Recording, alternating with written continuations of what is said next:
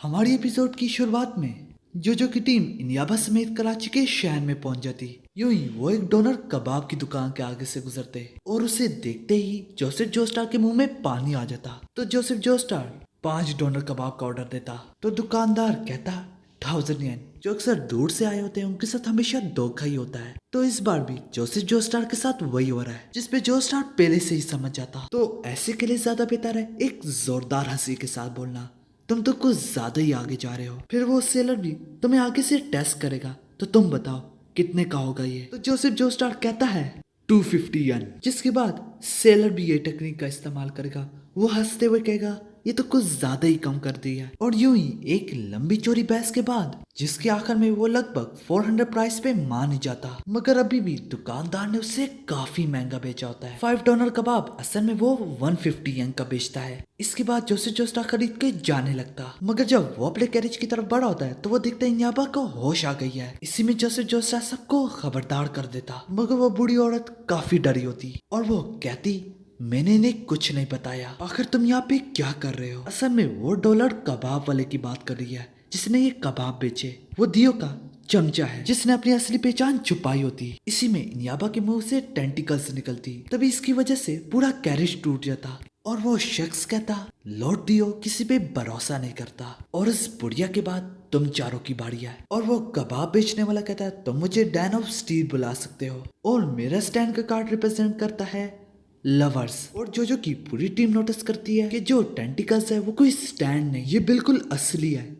तो वो बुढ़िया अपने आखिरी अल्फाजों में कहती है लॉर्ड दियो मेरे साथ ऐसा नहीं कर सकता, वो अपना फ्लैश बर्ड मेरे जिस्म में नहीं लगाएगा। तभी पोनारिफ उसे बचाने की कोशिश करता, जो कि कुछ टेंटिकल्स सूरज की रोशनी के आगे गिर जाती, इसी में जल के राख हो जाती, जो कि जोसेफ जोस्टार देख के कहता है ये तो दियो के गोश्त से बनी है। इस सब के बाद जोसेफ जोस्टार उसे चीखे मार मार के पूछता कि दियो के स्टैंड की क्या एबिलिटी है, उसने तुम्हें धोखा दिया। मगर फिर भी वो बुढ़िया बोलने से इनकार कर देती। ये देख के डैन हंसने लगता, तभी वो चारों इसके इर्द गिर्द जमा हो जाते। इसके तुरंत ही जोतरो से खड़े होने का कहता है तो डैन कहता है जो भी तुम लोग मुझे छू भी नहीं सकते। मगर इसी में जोतरो से स्टार प्लेनेटो का इस्तेमाल करके एक जोरदार पंच मारता, मगर उसके पंच की डैमेज डैन के साथ ही साथ जोसेफ जोस्टार को भी होती। तो डैन कहता है मैं बस तुम्हें अपनी एबिलिटी बताने ही जा रहा था, क्या तुम पागल हो। साथ ही साथ वो ये भी कहता अभी तो असली बैटल स्टार्ट हुआ है। मगर उसके करीब ही एक बच्चा सफाई कर रहा होता, तो वो उस बच्चे से कहता है ए बच्चे ये पैसा तुम्हारा हुआ, सिर्फ और सिर्फ अगर तुम मुझे इस चीज से मेरी टांग पे मारो। तो वो बच्चा भी यही करता, मगर साथ ही साथ वो जोसेफ जोस्टार को भी दर्द करता।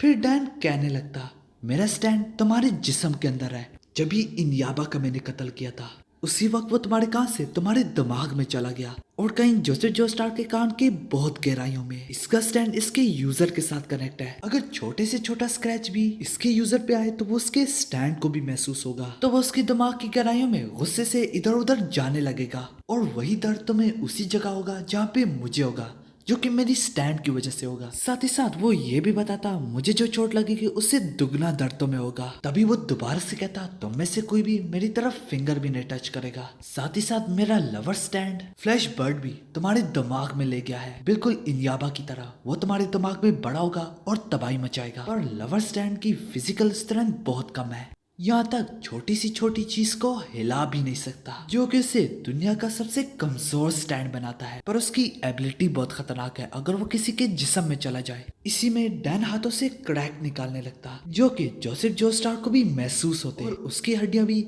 यही आवाज निकाली होती। सिर्फ और सिर्फ 10 मिनट रह गया, जिसके बाद जोसेफ जोस्टार को भी वही हाल होगा जो इनियाबा का हुआ। ये सब कुछ सुन के और देख के जोतरो अपने ऊपर कंट्रोल ना रख पाता और उस पे टूटने लगता, मगर काकुइन उसे रोकने की काफी कोशिश करता। तो जोतरो कहता है मैं इसे इतनी तेजी से मारूंगा कि दर्द भी महसूस नहीं होगा, और उसका गिरबान कस के पकड़ा होता, जो प्रेशर सीधा जोसेफ जोस्टार पे भी आ रहा होता, जिसे देख के जोतरो आखिर छोड़ ही देता। तो डैन उसकी इस बात पे हंसने लगता कि मुझे दर्द भी महसूस नहीं होगा, और वो उसे चराता रहता कि मारो मुझे, चलो तुम मुझे पत्थर से ही मार दो। मगर जोतरो से राह भी ना जाता और वो उसका गिरबान दोबारा से पकड़ लेता और वो कहता मुझे हल्का मत लेना, जो मैं कहता हूँ वो मैं करके भी दिखाता हूँ। और जोतरो की कातलाना आंखों में देख के उसे थोड़ा बहुत यकीन आने लगता तभी देखते ही देखते जोतरो दोबारा से उस पे टूटने लगता, मगर काकुइन दोबारा से रोक लेता, मगर जोतरो भी इतनी आसानी से पीछे न हटता, कैसे न कैसे करके वो छोड़ ही देता।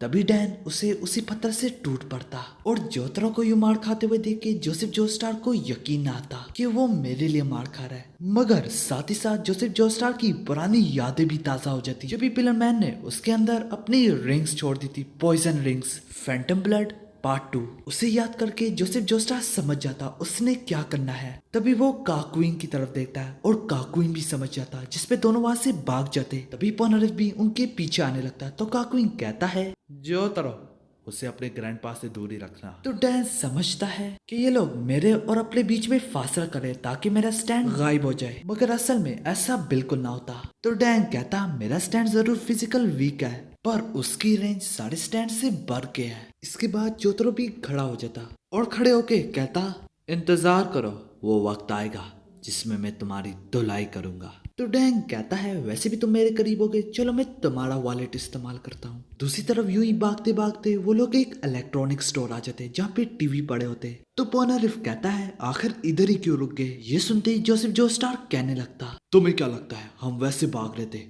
नहीं, हम इसे लड़ने के लिए भाग रहे हैं। मतलब कि वो हार्मी पर्पल का इस्तेमाल करके अपने कान के अंदर उस स्टैंड को देखेंगे। देखते ही देखते जोसेफ जोस्टार अपने स्टैंड का इस्तेमाल करता। उसके स्टैंड को देख के सारे लोगों के पैरों तले जमीन खिसक जाती। इसके बाद पोनारिफ कहता है, चलो यहाँ तक तो ठीक है, पर हम इसे हराएंगे कैसे? तो काकुइन बोलता है, अपने स्टैंड को जोसेफ जोस्टार के कान के अंदर भेजेंगे, क्योंकि स्टैंड सिर्फ और सिर्फ एनर्जी होती है, उसे छोटा बड़ा किया जा सकता है। तो जोसेफ फिर भी कहता, अंदर कुछ तोड़ ना देना। तो तुरंत से दोनों अपने स्टैंड को जोसेफ जोस्टार के कान के अंदर भेज देते। दूसरी तरफ हमें जोतरो के बारे में दिखाया जाता, जिसपे आगे एक डिच आता जबकि सामने ब्रिज भी होता, मगर वो ब्रिज का इस्तेमाल बिल्कुल ना करता और वो जोतरो से कहता, तुम मेरे लिए ब्रिज बनाओगे, मगर जोतरो कुछ ना कहता और खड़ा रहता। तो डैंग को बहुत गुस्सा आता और वो अपना पैर किसी चीज के साथ दे मारता। तो दूसरी तरफ जोसेफ जोस्टार को कई गुना ज्यादा दर्द महसूस होता और कहीं जाके जोतरो अपने दिल पे पत्थर रख के उसकी बात मान ही लेता और जोतरो के ऊपर से गुजरते वक्त भी वो जानबूझ के उसे तकलीफ देता। दूसरी तरफ हमें दिखाया जाता है पोनारिफ और काकुइन का स्टैंड ब्लड वेसल को पार करने का सोच रहा होता, मगर आगे दीवार काफी पतली होती। ब्लड वेसल में दाखिल होने के लिए उस दीवार को आधा करना पड़ेगा, जो कि काकुइन पोनारिफ से कहता। ये सुन के जोसेफ के पैरों तले जमीन खिसक जाती। जो सुराख वो करने जाएंगे वो काफी छोटा होगा और स्टैंड को जरूरत से ज्यादा छोटा करने में काफी स्टैंड पावर चाहिए होती है, जिसकी वजह से वो काफी थक रहे होते। तभी पोनारिफ कर देता अपने स्टैंड का इस्तेमाल करके, जिसके तुरंत ही आगे बढ़ने लगते। इसी तरह यूं ही सारा कुछ चलता रहता।